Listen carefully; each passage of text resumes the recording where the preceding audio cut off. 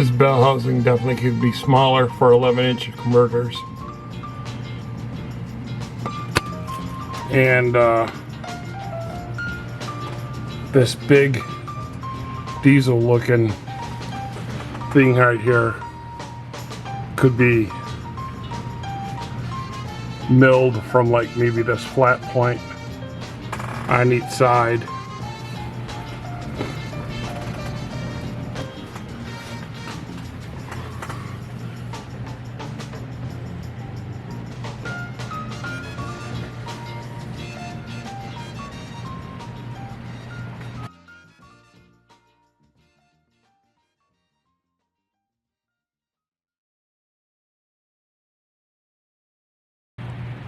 And I hope they slope the bell housing inward, because after milling the case, the case was hitting the lip on the floorboard. You can see where I milled it all the way around. I want them to make the bell housing the same size, and they said they were going to do that for us. There's no way that this is not going to fit, or this is going to fit, I should say, without flattening that lip. The clearance along this side is not bad at all. We got an eighth or so, an 1/8 to 1/4 inch of clearance all the way around. I have a truck tail housing on there. Let that focus. So that's why it's a little close right there. That is a truck tail housing. I used that because it's bigger than the car, and they are stronger. We're gonna see if they would be interested in making us some new cast tail housings. I tell you what, cast tail housings are quite the commodity.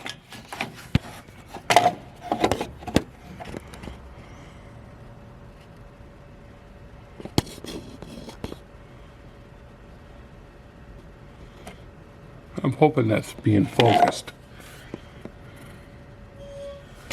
I don't know if this light is too bright.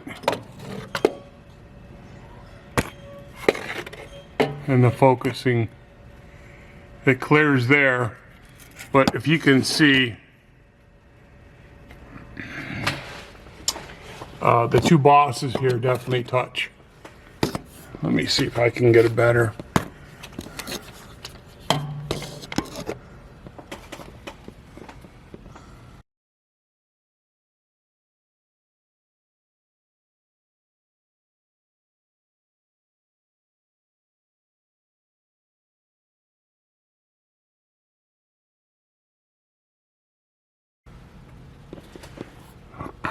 There they are. See the two bosses up there. That would be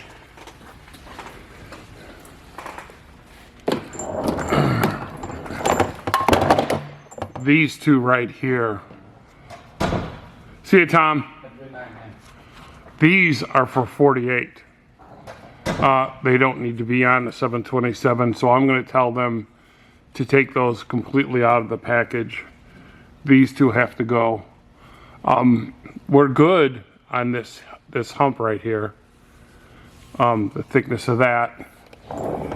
They milled this down too for me before they sent me the 2.0 version. That didn't seem to be an issue, but more floor clearance, the better. I'm fine with that. And they also took this down. We'll go back over there and I'll show you that real quick.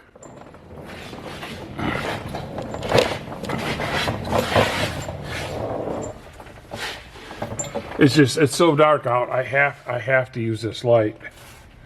Let me try using the weaker light. Maybe that'll help and it won't be like overexposuring. You can see right there where they took this chunk off right here.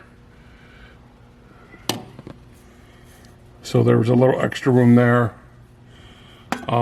It's a little close up on the top, but a little massaging to the floor. I'm gonna expect that on all bodies, you know. And once you make your massage, it should be fine. As you can see, here is right there. That's the thick webbing. They milled that off right there. So you can see around.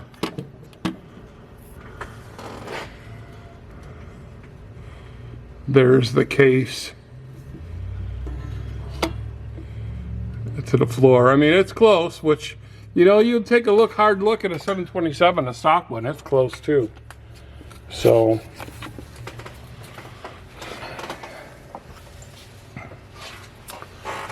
milling the case down, man, I spent the whole day milling that case. You can see that there and see how much thicker the case is, or how much taller the bell housing is to the case. They're gonna make that bell housing do it, and they're already, I sent them info today on it, and they're hot to trot on it. They want it, they want to get it done.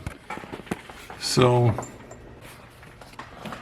what they did is they moved the bolt pattern from here to in here. Instead of having one at the very middle, they put two on the top, and I'll post pictures and show you that. Also, this is an Ultra Bell, and you can see how much smaller. This is for a Turbo 400 and a big block Chrysler. How much smaller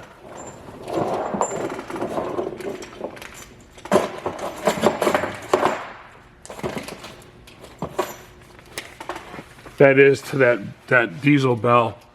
But actually, when you look at it, it's just a little bit lower than a stock oil pan, you know, but still, I think if you go about 2 inches up and draw a straight line, none of that has to really be there.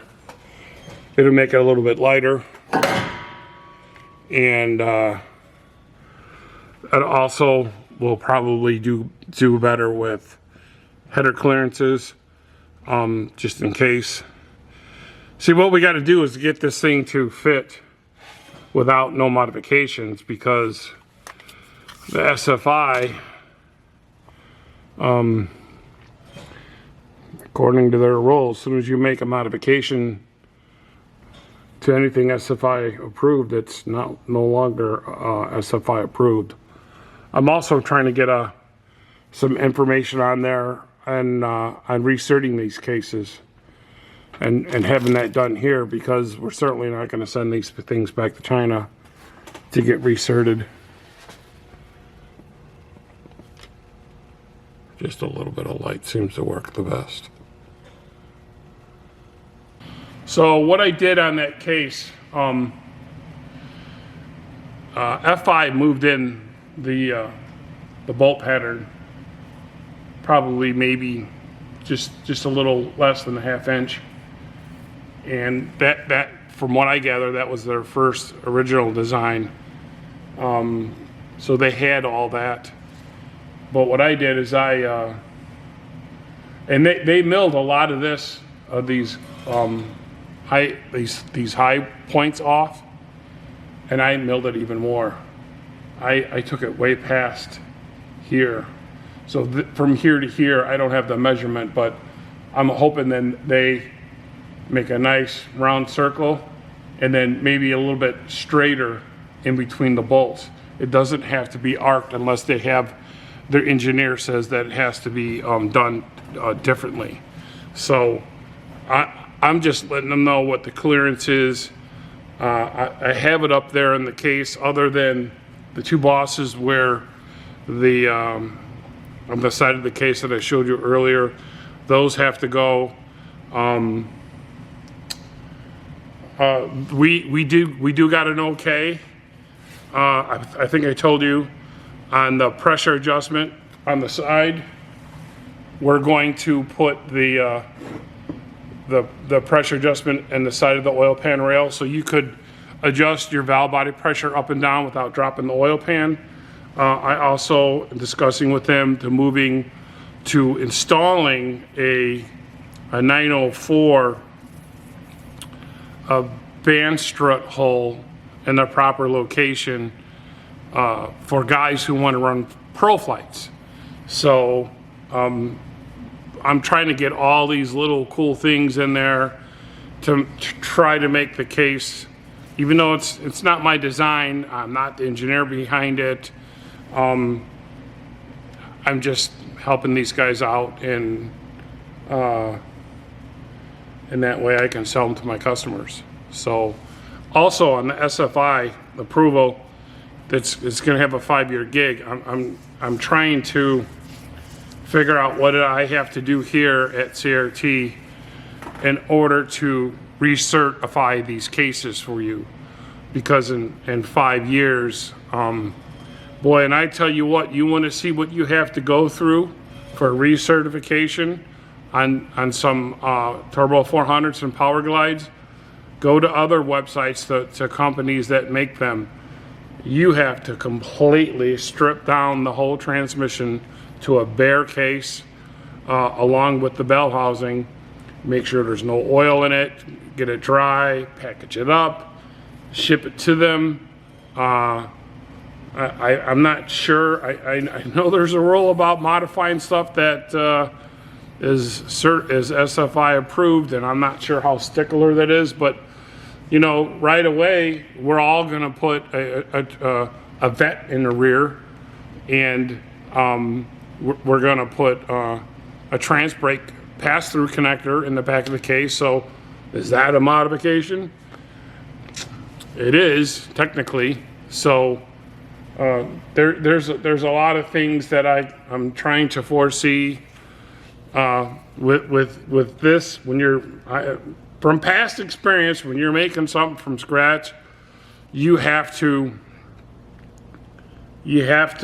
set your play 3 steps ahead of it. You got to be 3 steps ahead. You know what I mean? You really, it has to be well thought out. It has to be well planned. And I'm sure if something pops up to where we forget it, they could be revised. But I didn't want anybody to have, you know, one version and then another version. But you know, that comes with anything. You know, there's always improvements made with something over time. So I'm just trying to get it all for them. I ain't getting paid for none of this. You know, I'm not charging them for this. They're not going to reimburse me in any way with cases or whatever. I don't know, maybe for my own personal vehicle. I don't know, but I'm not asking for anything. They didn't offer anything. I am just trying to work with them, because no one's making it for the Chrysler guys. So I also have one of the bell housings down here that I don't know if you can see it this way. Did you guys see that mark?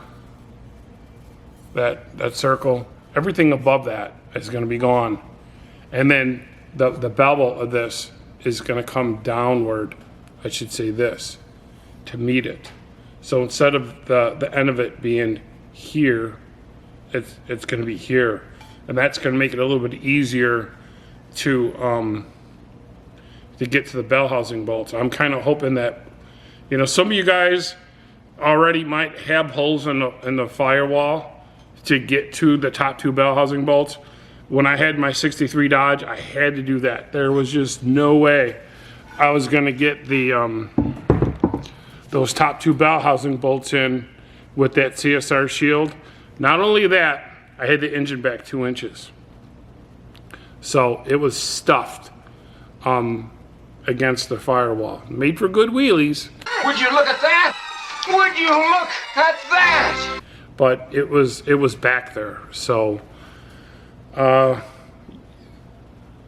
little massaging on the floors in one location or another. Probably going to have to done, which is not the end of the world. You may have to tap something. We didn't. This car didn't have the lip flattened, so I got a hold of Jay, and with his permission, even though he doesn't have a shield, if we can flatten the lip. The whole point was us for testing this. He was all right with that. We flattened the lip, just like most everybody does in drag racing that at one time or another ran a CSR shield, and that's where this case and bell housing is going to come into play.